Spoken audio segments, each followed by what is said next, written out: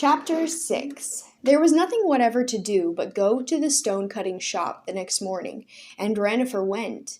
Numbly he walked down familiar streets, past the papyrus marsh, past the beginning of the wharves. Then, with a longing glance ahead at the corner where he had always turned to go to Rex, he turned unwillingly, traitorously, he felt, into a different street, walked past different shops and laboratories and warehouses, and stopped at last before the long, open shed that was Gaboo's stone-cutting shop.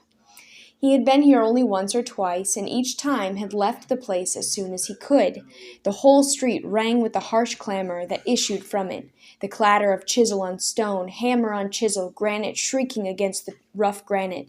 It was as different from the music of the little gold hammers as anything could be.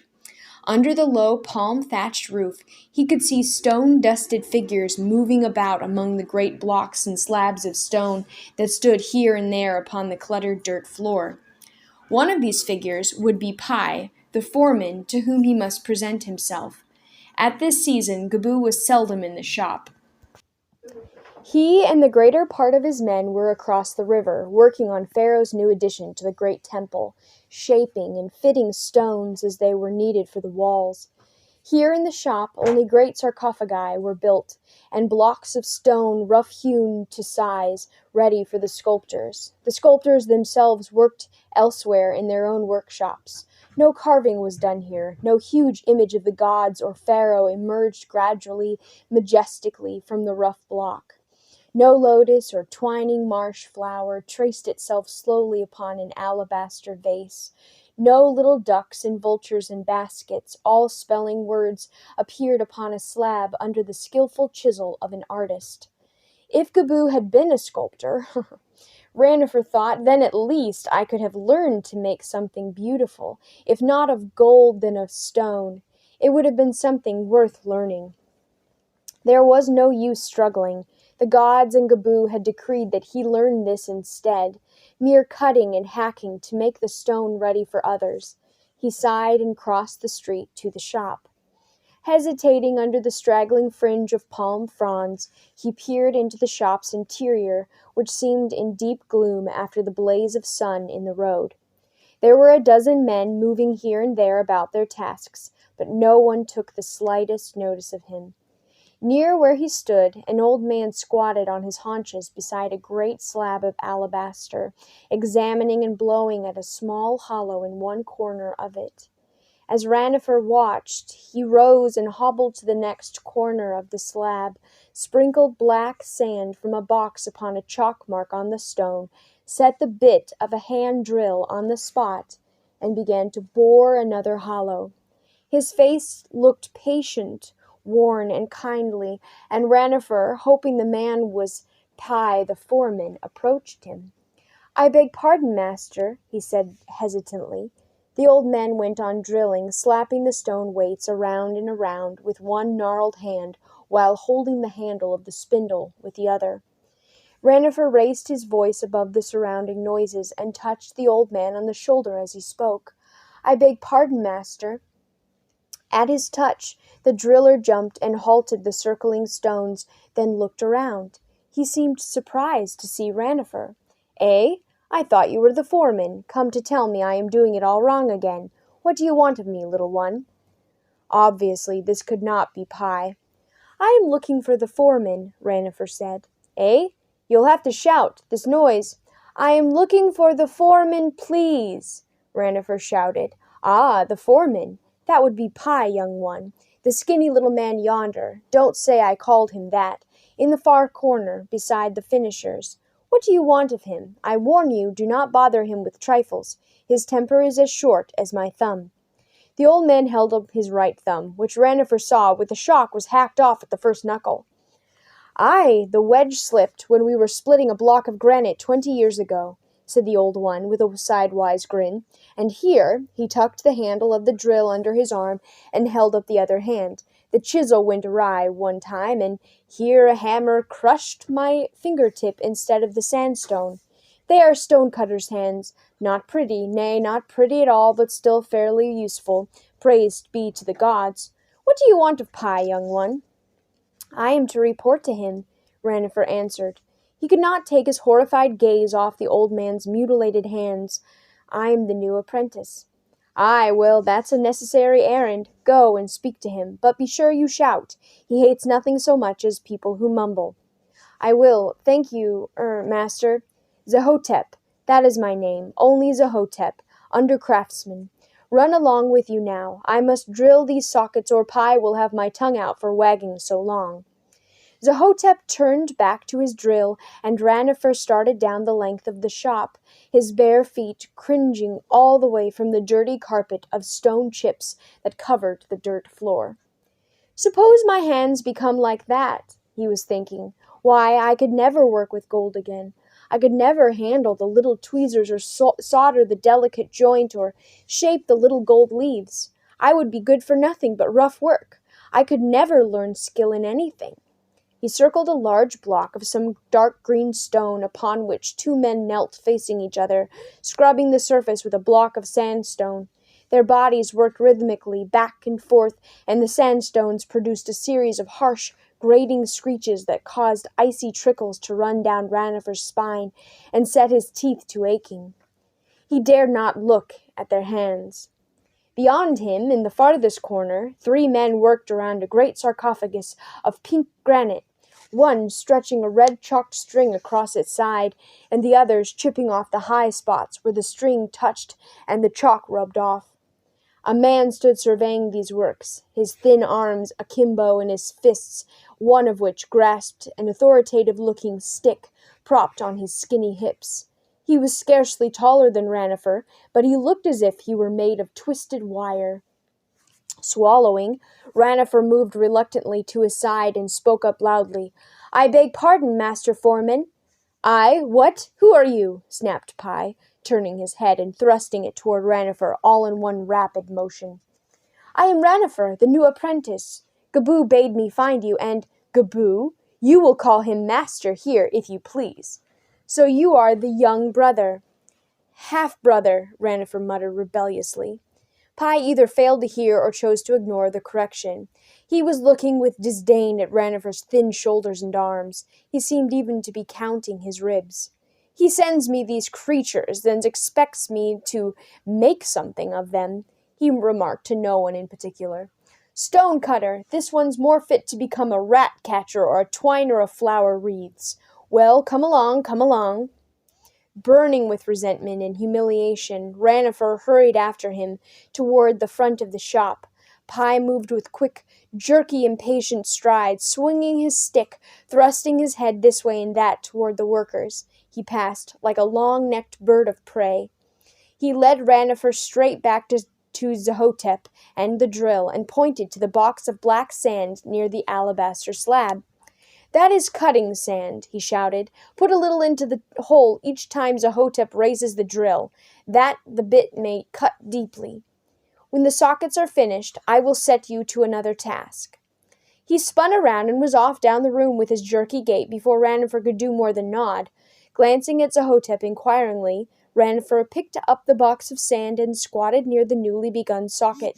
Instantly, the old man stopped the drill.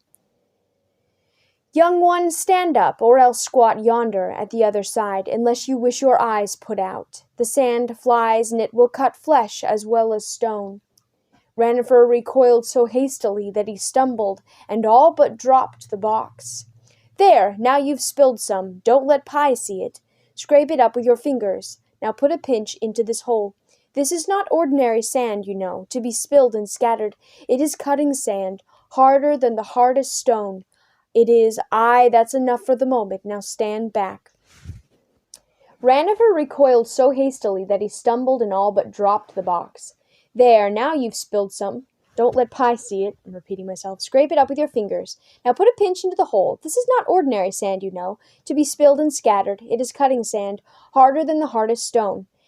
It is— Aye, that's enough for the moment. Now stand back." Zahotep set the drill twirling again to the gritty, grating rasp of sand against stone, while Ranofer stood well aside, his teeth on edge, and looked disconsolately at the great inert slab which could cost a man his thumb, his skill, or his eyesight as the price of his labor on it.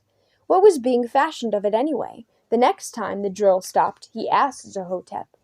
Why is this the lid of the outer why this is the lid of the outer coffin of Pharaoh's fan-bearer, young one. Do you see yonder where the finishers are working? That is the coffin itself. Aye, a grand one it will be, the finest pink granite, with this alabaster lid.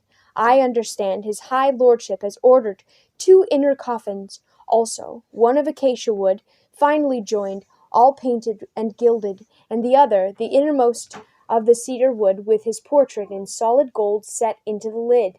Hail! He will go to his tomb in style, the great one. Put in the sand, boy, a pinch only. That's enough. His portrait in solid gold, Ranofer thought, as he watched the old man's scarred hands slap the stone weights of the spindle around and around. How wonderful it would be to make such a thing! One would fashion it by raising like a bowl, like a series of little bowls all joined together, and of strange shapes, one like the nose, one like the curve of the cheek, one like the chin. The mouth. What stakes would I use to shape a mouth in gold? Just the edge of Rex's smallest one, perhaps, using the smallest of hammers. The noises of the shop faded, and Ranofer stood alone before a line of shaping stakes, moving from one to the other, as he tapped out the full curve of a forehead, the clean line of the jaw, the subtle modeling of an upper lip. Choosing one and then another little hammer from the rack before him, his mind had paused in puzzled frustration at the golden corner of an eye when Zahotep's touch on his shoulder brought him with a start out of his daydreaming. The sand, young one, the sand. As Ranofer hastily knelt to the box, the old man darted a glance about the shop. Pye was not looking that time, but beware of idleness and dreaming, young one. Never think he is not keeping his hawk eye on you. It is everywhere at once, that eye, and if it sees you idling, you'll soon find why he carries that stick. I will not dream any more, Zahotep. Ranofer kept to his word, but it was difficult. His task was so small, so monotonous, and so utterly lacking in interest that he found it almost impossible to keep even part of his mind on it. A pinch of sand, a long dull wait, another pinch of sand. He spent what seemed an interminable amount of time watching the hollows slowly form in the 4 corners of the coffin lid. His eyes glazed from staring at the whirling drill, his ears bombarded with the harsh noises of the shop. What are the hollows for? He asked Zahotep at last, more to fight inattention than because he wanted to know. Why, they are the sockets for the pins to fit into, the old man said. He pointed down the shop to the coffin itself. Do you see those bosses at the top edges of the coffin? One in each corner. When the lid is in place, they will fit just so into our sockets, young one, and make the lid fast. It would be too bad to have a lid slipping and sliding when they carry his high lordship down into his tomb.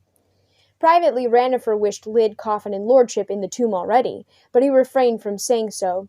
Wisely, it turned out, for as he dropped a last pinch of sand into the 4th socket and stood back, he found Pye at his elbow. Finished here, eh? Come along then. Zahotep has no more need of you. Hurry, hurry, don't lag behind. I'm a busy man. This way. There's a block of granite yonder ready for the smoothing, and I want it out of here by tomorrow. Nebre! The last word was uttered in a roar so thunderous that Ranofer stopped in his tracks, wondering confusedly if it were some order he was supposed to understand and obey. Instantly, Pye's stick was beating a tattoo about his ankles. With an irritable, don't lag, the foreman strode on along again. Ranofer followed hastily. He realized now that the shout had been merely a summons to someone named Nebre, for a gangling figure was hurrying toward them from another part of the shop. Pye stopped beside a block of granite and pointed a bony finger at it just as the newcomer arrived. He was a boy, obviously another apprentice. He was a year or 2 older than Ranofer, and a full head taller, with a stolid, sullen face. Pye gave them a rectangular chunks of sandstone in a few barked-out orders. A moment later, Ranofer found himself kneeling on the granite block face to face with Nebre, scrubbing back and forth with sandstone as he had seen the 2 men doing earlier, and producing the same rasping shrieks from the granite surface. Pye watched them a moment, mouth tight and eyes suspicious, but evidently he found nothing to criticize, for he turned suddenly and strode away. As soon as he was gone, Ranofer glanced at his companion and ventured a sideways smile. A horrid noise this makes, he said. Nebre looked at him blankly and briefly. He said nothing. Ranofer's heart sank, but he tried once more. Have you been here long? Again Nebre raised blank, indifferent eyes. Been here? He repeated. As an apprentice. Have you been working long at the shop?" Nibray stared a moment, still scrubbing the sandstone back and forth. "Aye," he said finally. His eyes went back to his work. Ranofer gave up. The longer he knelt there, scrubbing away tediously with his glum companion, the more he desired to raise his chunk of sandstone and bring it down with a crack on Nibray's head. When he thought of Haket, he could scarcely keep the tears from his eyes. During the next few days, Ranofer learned many things about the stonecutter's trade. He learned that sandstoning was even more monotonous than sanding the drill, and far more fatiguing. He learned that rough dressing stone with chisel and hammer, to which he was introduced his third day, was the most fatiguing of all, and while it was slightly less boring, it was much more dangerous than either of the two tasks. He learned that when he grew tired he made mistakes, and when he made mistakes Pi pounced like the leopard of Upper Egypt, raining curses and blows indiscriminately upon his already aching back. He learned through fear to keep his mind every instant upon his work, not only because of Pi's wrath, but because of the painful scrapes and gouges inflicted on his hands by the slightest inattention. With the vision of Zahotep's mutilated hands floating always before his eyes like some evil prophecy, his shoulders and thin arms numb or afire from the unaccustomed labor, and his mind in a prison of monotony, he learned above all to hate the stonecutter's trade with a passion which matched, in intensity, his love for the goldsmiths. Gaboo came once each day to the shop, sometimes at mid-morning, usually at the hour of noon when all work ceased for a time, and blessed silence descended on the shop. During this respite, some of the men ate food they had brought from their homes. Others sprawled on the gritty floor to talk or snatch a few moments' sleep. Old Zahotep and the two finishers always walked to the wine shop on the corner and drank their refreshment. Ranofer had no food to bring, no coppers to buy wine, no companion to talk to, and during his first few days he was too tired and sore to sleep or even rest. He merely sat, exhausted, on a block of stone, and watched dully, while Gaboo conferred with Pi or strode about examining the progress of the work. Sometimes Gaboo went to a little storeroom at the rear of the shop, and took out ragged rolls of papyrus or coarse linen, selected one, and growled orders to Pi as he showed it to him. Sometimes he brought a new one to add to the store.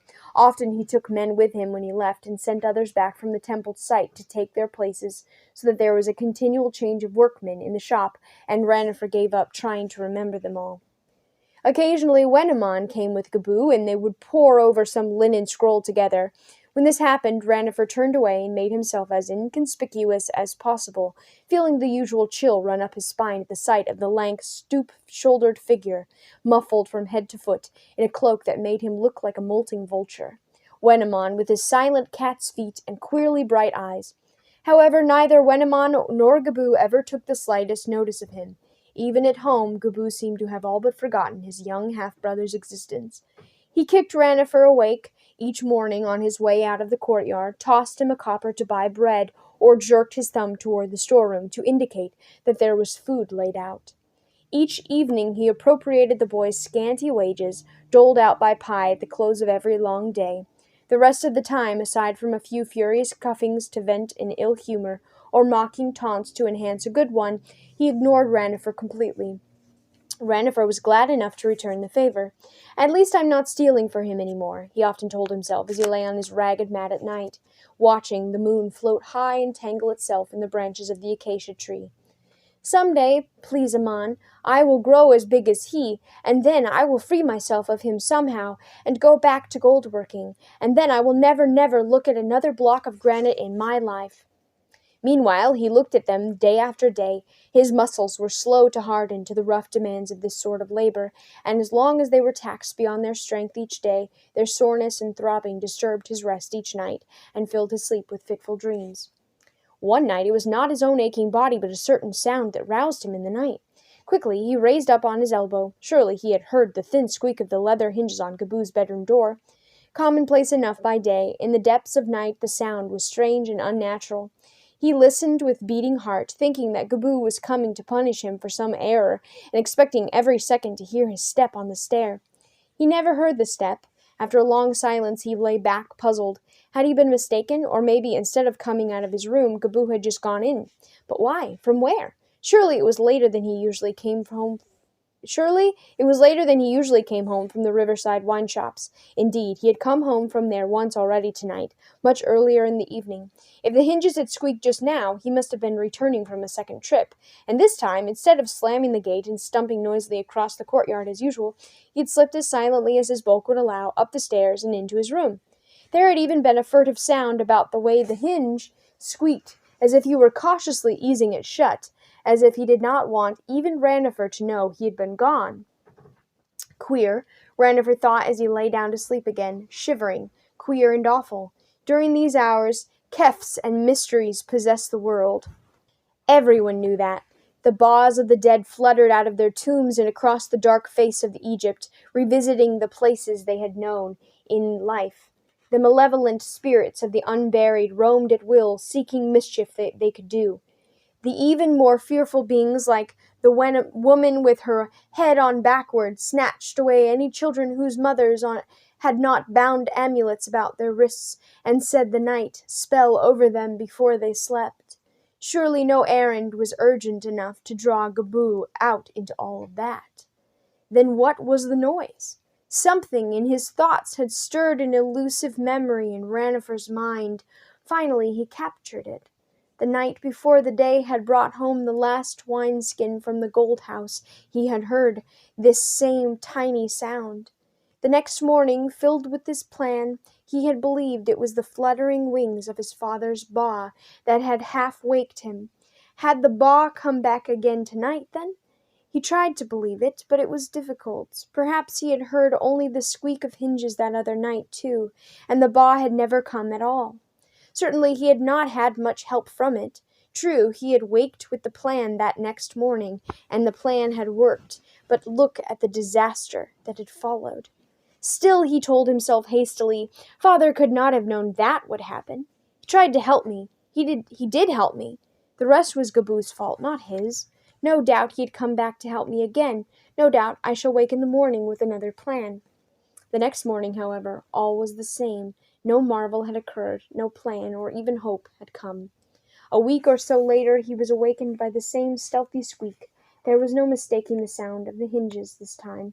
Ranofer sat straight up, the goose-flesh rising on his arms, and little trickles running down his spine. It was the very middle of the night. He could tell from the position of the moon, yet he could hear furtive footsteps creeping down the stairs. He heard them across the pavement, heard the faint rattle at the gate as the gate was opened, a tiny click as it closed. Incredulous, he let out his long-held breath, not once but twice, 3 times really, since he must now give up believing in the helpful Ba. Gaboo had gone out into that keft-filled darkness at an hour which meant when all men in their right minds stayed in bed. Where could he be going, and why? Why? Ranofer got no answer to his questions, but he did not cease to ask them whenever the nocturnal mystery was repeated, which it was at irregular intervals. He did not, of course, ask any questions of Gaboo. He would sooner have thrown himself into a crocodile's jaws. After a time the hinge squeaked less frequently, then only rarely, or else, as his muscles hardened and his work grew correspondingly less exhausting, he slept more deeply and did not hear it. In either case, the matter receded to the back of his mind still unexplained. It was merely one more thing about Gaboo that he could not understand.